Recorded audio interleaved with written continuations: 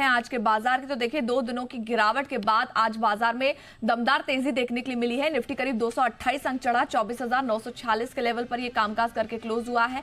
Sensex की बात करें तो यहां पर भी करीब 650 अंकों से ज्यादा की बढ़त रही, 81,796 के लेवल पर यह भी कामकाज करके क्लोज हुआ। बैंक निफ्टी में देखिए करीब 417 अंकों की तेजी रही, 55,945 के लेवल पर यह क्लोज हुआ है। मिड कैप और स्मॉल कैप की बात करें तो दिन के दौरान दिग्गजों को देख यहां थोड़ी कमजोरी थी, लेकिन क्लोजिंग के वक्त 1% की तेजी के साथ दोनों ही इंडेक्स कामकाज करके क्लोज हुए। आज बाजार में क्यों रही तेजी, बताने के लिए अनिल सिंघवी जी हमारे साथ हैं। सर बताएं।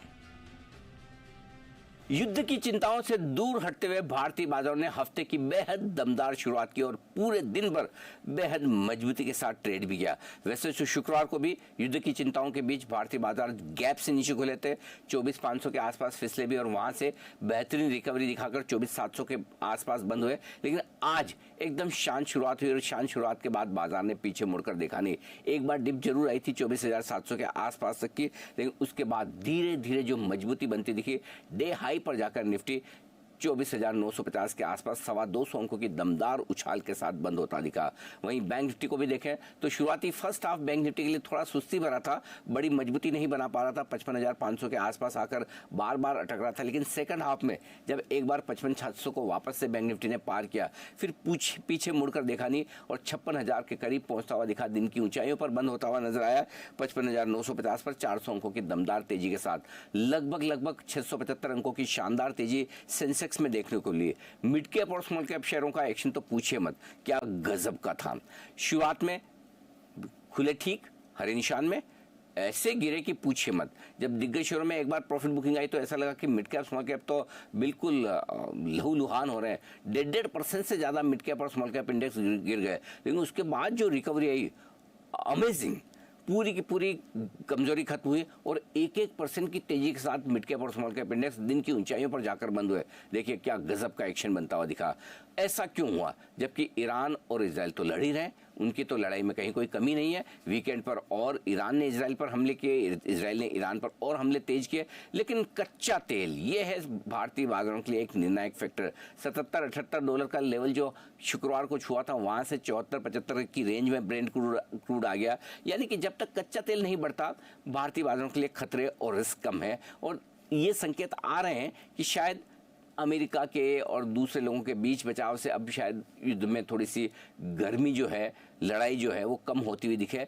इस संकेतों के दम पर ऐसा नहीं कि हम अकेले बढ़े। आज एशिया में तेजी थी, यूरोप में तेजी थी, अमेरिका के फ्यूचर्स 150-200 पॉइंट ऊपर डाउ पर ट्रेड करते हुए दिख रहे थे। तो कुल मिलाकर ये कि युद्ध का डर कम होता दिखा। अच्छा, एक और इंटरेस्टिंग बात है कि शुक्रवार के सेशन के जो आंकड़े आए वो तो बिकवाली के थे, एफआईज के, लेकिन बिकवाली बहुत छोटी थी। इसका मतलब क्लियर कट है कि ज्यादा बिकवाली कोई बड़े इन्वेस्टर्स ने की नहीं। घरेलू फंड ने तो लगातार 19वें दिन खरीदारी की है, अब आप देख लीजिए। सो आई थिंक छोटी बिकवाली, लोकल फंड्स की खरीदारी, युद्ध का डर कम, शुक्रवार की रिकवरी और युद्ध के बाद जो रिकवरी और तेजी की उम्मीद, ये सारे कारण थे जिन्होंने भारतीय बाजारों में हफ्ते के पहले दिन जबरदस्त जोश भरा। 25,000 के बेहद करीब निफ्टी, 56,000 के बेहद करीब बैंक निफ्टी पहुंचता हुआ दिखा और ब्रॉडर मार्केट में पूरी हरियाली। तो अब प्रियंका आनंद से जान लेते हैं कि सेक्टरल वाइज कहां एक्शन रहा। पिछले हफ्ते हमने जो देखा, मैक्रो फैक्टर्स की वजह से कहीं ना कहीं यूएस में एक पॉसिबल रिसेशन आने के डर से इंडियन मार्केट्स में भी वो फियर, वो नर्वसनेस दिखाई दी। आज जो बाजार में रिकवरी, स्मार्ट रिकवरी दिखाई दी, वो भी कहीं ना कहीं मैक्रो फैक्टर्स की जो टेंशन्स है वो ईज आउट होने के कारण हुई। यानी कहीं ना कहीं जो चाइना का रिटेल सेल्स डेटा आया उसने एक्चुअली एक ऑप्टिमिज्म बढ़ाया, जिससे कि ये लगा कि ग्लोबली डिमांड कमजोर नहीं होगी, धीमापन नहीं दिखेगा। और उसके बाद हमने देखा कि बाजारों ने एक पुल बैक दिखाया। आज शुरू जरूर खुलेआम जरूर दबाव के साथ थे, लेकिन उसके बाद बाजार ने एक पिकअप लिया, एक अच्छा पुल बैक हुआ और हम इंडियन मार्केट्स इनफैक्ट निफ्टी 25,000 के पास बंद होने में कामयाब रहा। लगभग 1% की तेजी देखने को मिली निफ्टी पे। सेंसेक्स में लगभग 1% की 0.8% की बढ़त रही। बैंक निफ्टी 0.7% तेज रहा। ब्रॉडर मार्केट से भी लगभग 1% का सपोर्ट मिला। सो ओवरऑल आज सारे ही इंडाइसेस से एक परफॉर्मेंस देखने को मिली और बड़ा जो कंट्रीब्यूशन जिन सेक्टर्स का था उसमें आईटी, रियलिटी, इंफ्रा, मेटल और कुछ सिलेक्टिव कैपिटल मार्केट स्टॉक्स थे। आज कोई भी सेक्टर लाल निशान में बंद ही नहीं हुआ, सारे तेजी के साथ, स्ट्रेंथ के साथ हरे निशान में बंद हुए। पहले 5 बड़े निफ्टी के काउंटर्स की बात करें तो उसमें लाइफ इंश्योरेंस के कई काउंटर्स थे, चाहे वो एसबीआई हो, इंश्योरेंस के काउंटर्स काफ़ी सारे थे, चाहे वो एसबीआई लाइफ हो, एचडीएफसी लाइफ हो, इसके अलावा अल्ट्राटेक, बीईएल, इनमें अच्छी तेजी दिखाई दी। On the flip side Nifty के जो बड़े लूजर्स थे, पहला स्टॉक था टाटा मोटर्स, जहां जेएलआर के इन्वेस्टर डे से वीक गाइडेंस के बाद बाजार स्टॉक गिरना शुरू हुआ। Tata Motors, doctor Reddy's, Adani ports, यहाँ पर इनको थोड़ी सी ईरान और इजराइल के बीच इनको भी एक डैमेज सा दिख रहा है। इनकी भी एक एसेट था जो डैमेज होने की बात हो रही थी, हालांकि वहाँ ऑपरेशंस बाद में शुरू हो गए, ऐसी भी बात हुई थी।